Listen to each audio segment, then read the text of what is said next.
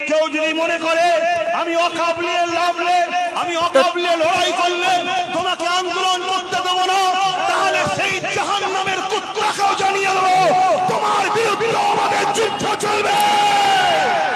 তুমি যত বড়ই সুপার পাওয়ার হও না কেন, মনে রেখে দিও আমার আল্লাহ নমরুদকে মশা দিয়ে মেরেছে, আমার আল্লাহ বদরের ময়দানে 313 জনকে দিয়ে 1000 উপরে লড়াইয়ে কামিয়াবি দিয়েছে।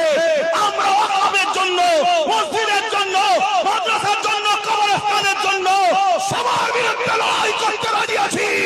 যদি তুমি মনে করো কিছু পীরকে, কিছু পীর জানা ইমামকে খরিদ করে তুমি দাদাগিরি দেবে, তোমার দাদাগিরিকে পায়ের তলায় চেপে মারবো আমরা ইনশাআল্লাহ।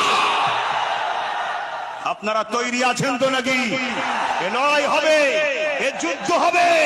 আপনারা কারা এই যুদ্ধে অংশগ্রহণ করতে চান হাত তুলে দেখান, বলুন লাব্বাইক ইয়া রাসূলুল্লাহ, লাব্বাইক।